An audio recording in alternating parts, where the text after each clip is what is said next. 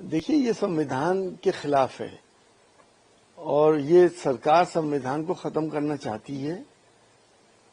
30 दिन के अंदर अगर एक जेब कतरा भी जेल चला जाता है तो 30 दिन में उसकी भी जमानत नहीं होती।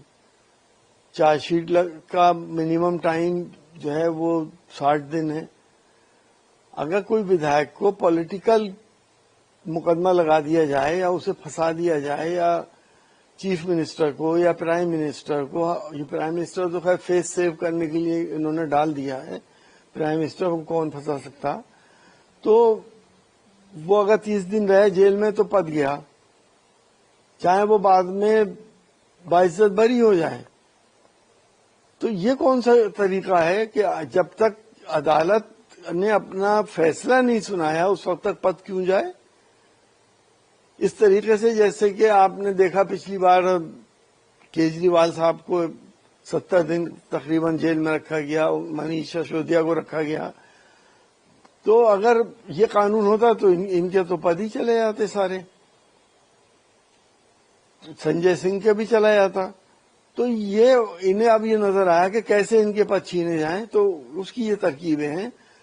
और फेक केसेस तो बहुत होते हैं।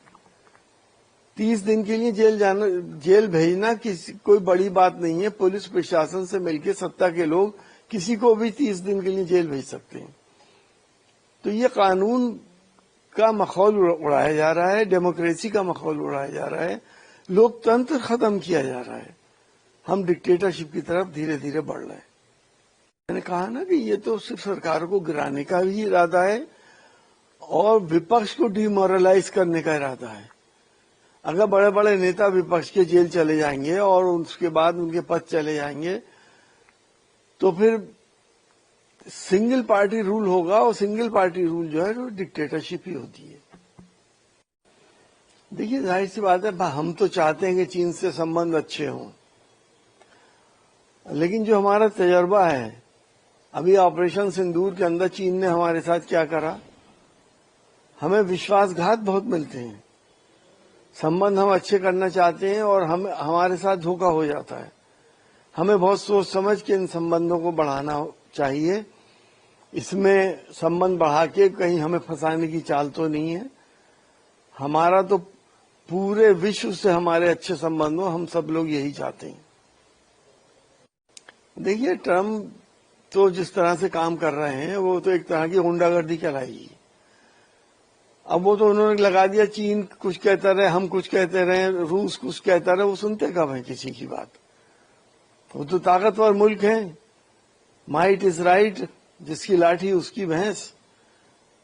आज भी डेमोक्रेटिक वैल्यूज किसी भी देश में सही तरीके से फॉलो नहीं हो रही। देखिए, जो हमारा बायस्ड इलेक्शन कमीशन है, पहले वो आधार कार्ड मान ही नहीं रहा था। अब सुप्रीम कोर्ट ने जब आदेश दे दिए हैं तो सुप्रीम कोर्ट के आदेशों को जीरो करने के लिए हमारे चीफ मिनिस्टर साहब इस बात को कह रहे हैं। SC ST और बागान के, चाय बागान के मजदूरों को ही क्यों दे रहे हैं, उन्हें ही मत दीजिए। मजदूरों में भी तो बांग्लादेश के लोग आ सकते हैं। आप मुसलमान कोई बनवाना चाहेगा, आप साफ मना कर देंगे। तो इसका मतलब ये कि 18 साल के जो लड़के हो चुके हैं उनको आप वोट देने से वंचित कर रहे हैं। उनका वोटिंग राइट जन्म सिद्ध अधिकार है, कानूनी अधिकार है। आप कानून की अवहेलना कर रहे हैं और इस तरह के बिल पास कर रहे हैं जिससे सिर्फ उनकी पार्टी को फायदा हो और अपोजिशन को नुकसान हो।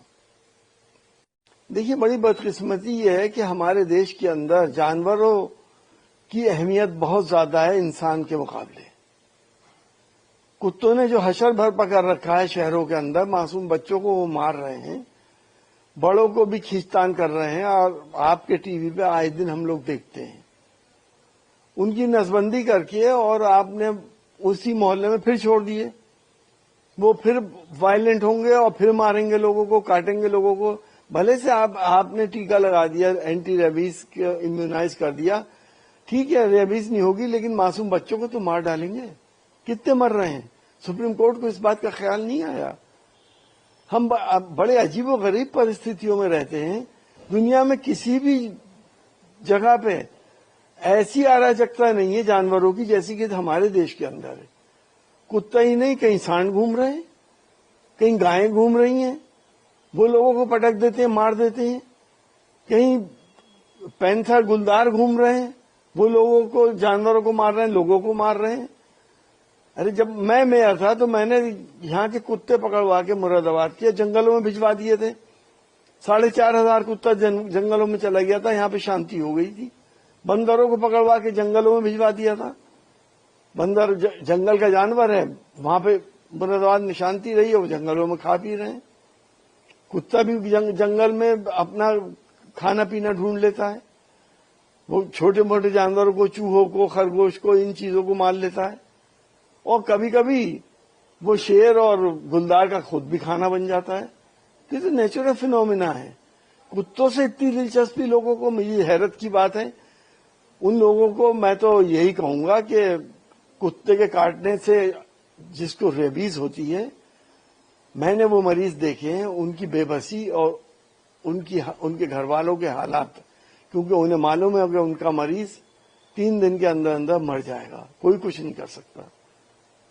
लेकिन कुत्ते से प्यार बाकी रहेगा, लोग मरते रहेंगे, सुप्रीम कोर्ट फैसले देते रहेंगे, और इंसानियत जो सबसे ऊपर होनी चाहिए थी वो सबसे नीचे आएगी।